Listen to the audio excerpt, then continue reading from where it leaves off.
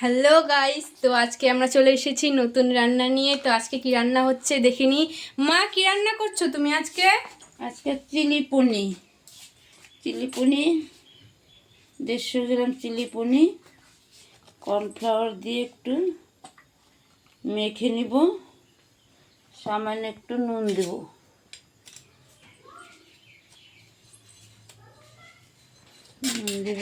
নুন দিয়ে মেখে নিব।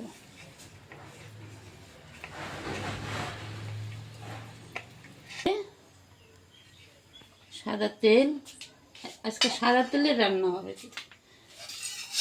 সাদা তেল দিয়ে কড়াই গরম করে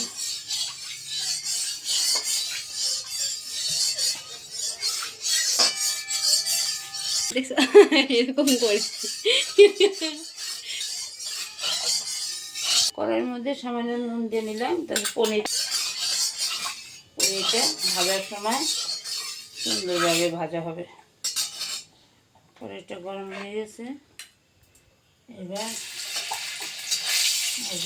সুন্দর উঠে যাচ্ছে। হালকা করে ভেজে তুলে নিব।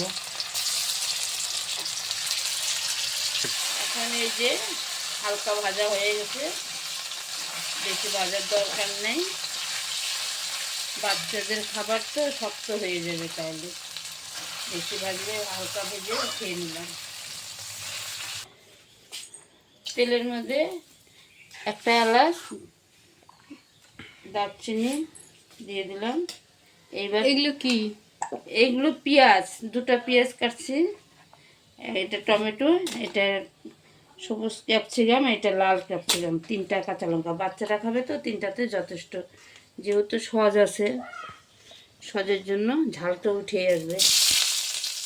এবার পেঁয়াজটা হালকা করে নেড়ে তারপরে বাদ বাকিগুলো দিয়ে দেবো আস্তে আস্তে।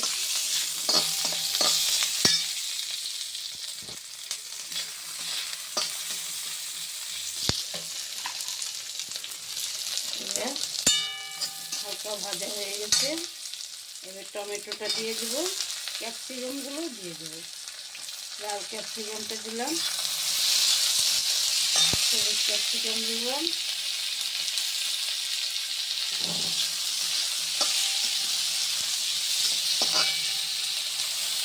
যেহেতু বাচ্চারা খাবে তো লঙ্কাটা একটু পরে দেবো। লবণটা দিয়ে দিলাম, 1 চামচ লবণ।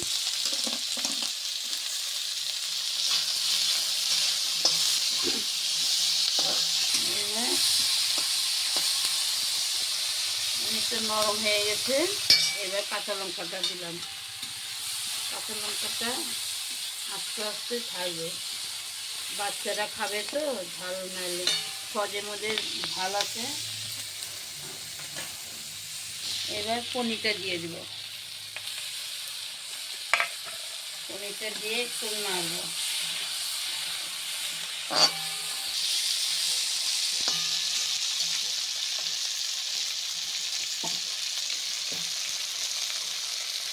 এবার কালো সসটা দিয়ে দিলাম,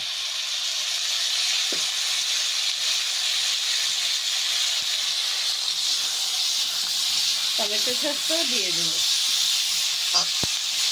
নাহলে কালো সসটা পুড়ে গেলে পিতা হয়ে যাবে। টমেটো সসটা দিয়ে দিলাম।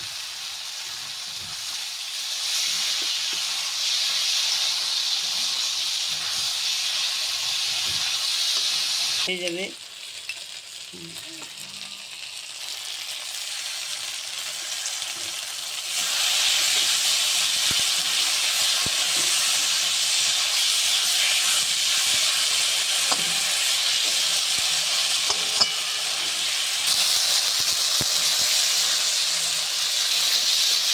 এই দেখো কত সুন্দর কালার আসছে, তো গন্ধটা খুব সুন্দর বেরিয়েছে, তাই না মা? যেহেতু ছোঁয়া ছোট আছে তার জন্য। আর সামান্য ছোট চামচে 1/2 চামচ গোলমরিচ দিয়ে দিলাম। যে শীতের রান্না, গোলমরিচ খেলে ভালোই লাগবে। বাচ্চাদের জন্য লঙ্কাটা তো কম দেওয়া হয়েছে না, তাতেই গেল।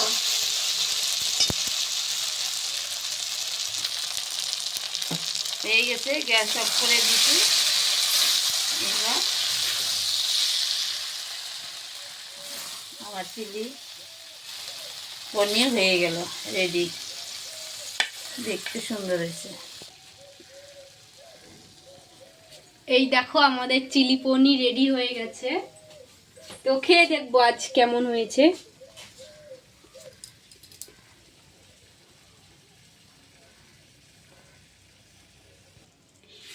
চিলি পনিরটা যদি ভালো লাগে আপনাদের, তাহলে লাইক, কমেন্ট, শেয়ার, সাবস্ক্রাইব করে দিন, বেল আইকনটা অন করে দিন।